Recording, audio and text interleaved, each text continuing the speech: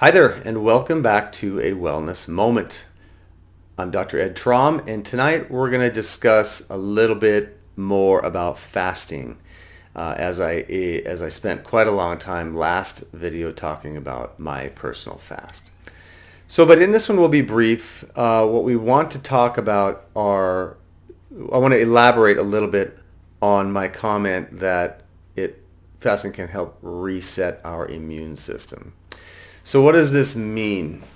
Because it's a significant part of fasting. It's a big benefit of fasting. As I said, when we fast, it's the first thing we do when we stop eating. After the first several hours, we begin burning stored sugar in our blood.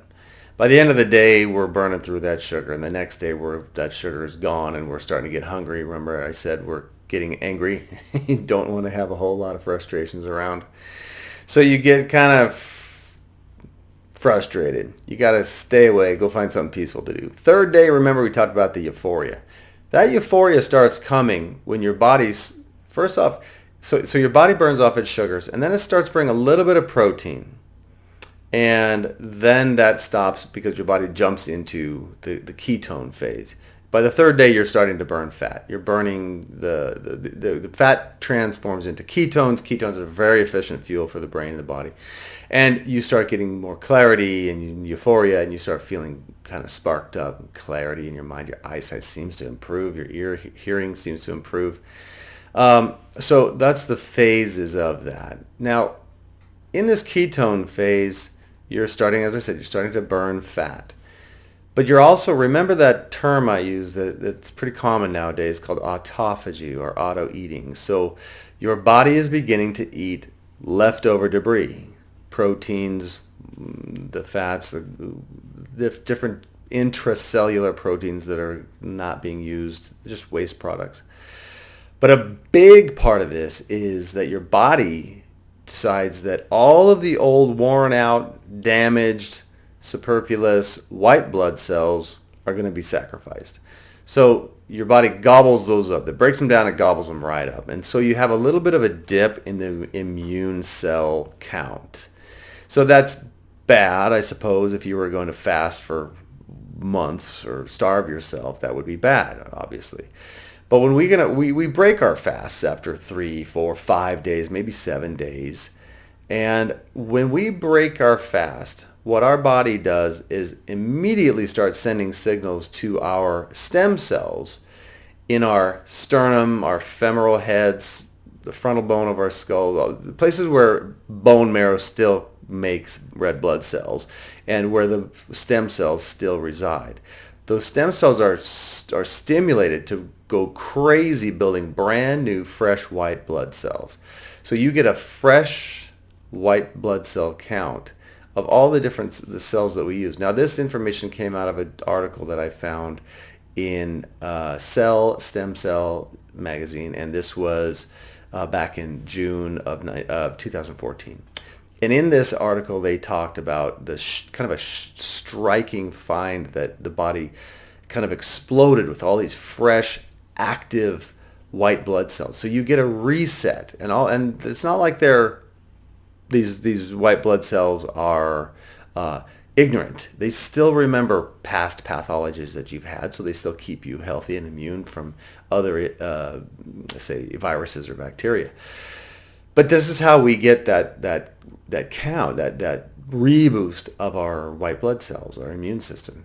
One other thing that happens is you get a drop off in something called IGF-1. Now this is a growth factor that's associated with cancer cell proliferation and migration. So there's some other benefits from IGF-1, but there are some negatives as well in its assistance to cancer cells. So one of the things that fasting does is kind of attenuate that IGF-1. It shuts it down, and that helps slow down cancer process.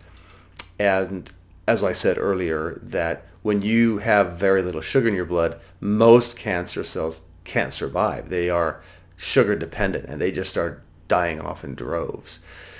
So these are some of the benefits of fasting, a little further explained. Now, me personally, I'm no longer fasting. As I said, I only did my fast from June 30th to July 4th, 5 days. But I am still on the ketogenic diet. I'm not enjoying it very much, honestly. I don't think many people do because we're all craving our favorite carbohydrate snacks.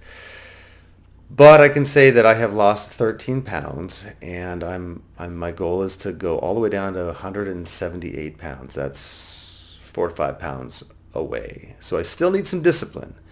I might even need to do another 3-day fast to push my body further into ketosis and burn off the fat. But one of the secrets I need to do is increase my fat intake so I push myself deeper into ketosis. Eating fat will make you burn fat. Doesn't make sense, but it's true. Now, whether or not you can maintain that is a different story. In the short term, 1 month, 2 months, we can all handle a high-fat diet, a very low-carb diet. So the ratios are 70 to 75% fat. About, depending on that ratio, it's 20 to 25% protein, and then about 5% carbohydrates. So very little carbs. So determine what you're comfortable with as far as caloric intake. For me, at my age, almost 55, I'm comfortable with about 1,000 to 1,500 calories unless I'm working very hard, fighting fire or working a lot on skills courses or just working, hiking a lot. I'll burn more calories. But when you feel full, then you need to stop. But you need to throw down more fat.